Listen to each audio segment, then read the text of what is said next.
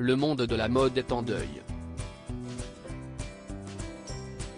2 semaines après la disparition de Vivienne Westwood, les amoureux des catwalks pleurent la mort d'une autre de ses icônes, Tatiana Patitz.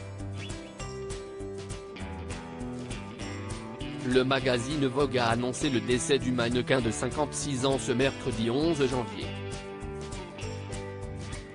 Les causes de sa mort sont pour le moment inconnues. Née à Hambourg en 1966, la quinquagénaire avait été l'un des premiers top modèles à être connue dans le monde entier dans les années 1990, aux côtés de Naomi Campbell, Christy Turlington, Linda Evangelista ou encore Cindy Crawford. Tatiana a toujours été le symbole européen du chic, comme Romy Schneider et Monica Vitti, a déclaré Anna Wintour, directrice de la rédaction de Vogue, ce mercredi. Elle était beaucoup moins visible que ses pairs, plus mystérieuse, plus adulte, plus inaccessible, et cela avait son propre attrait, a-t-elle poursuivi. Tatiana Patitz n'était en effet pas comme les autres mannequins.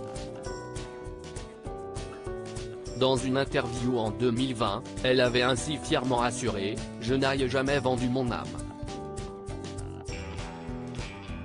Supérieure à Gaspard Ulliel, Dany, Elisabeth II, ces tragiques décès de personnalités qui ont marqué l'année 2022 de garçons manqués à supermodèle fille d'une Estonienne et d'un Allemand, Tatiana Patitz avait déménagé avec sa famille à Skanor, une station balnéaire dans le sud de la Suède, alors qu'elle était encore jeune.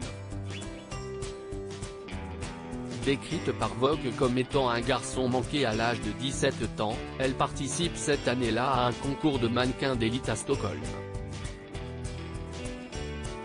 Par ailleurs cavalière passionnée, elle arrive 3e du classement en Suède et remporte un voyage à Paris assorti à un contrat à durée limitée avec une agence de mannequins.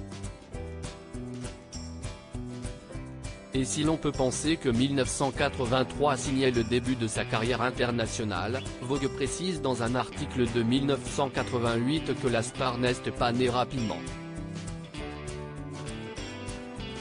Parmi les plus célèbres, le mannequin allemand n'a toutefois jamais fait partie de la meute. Cela tient au choix de Tatiana Patitz de s'installer en Californie et pas à New York ou à Paris, au lieu de la mode. En 2004, elle accouche d'un garçon nommé Jonah. Crédit photo, JLPPA.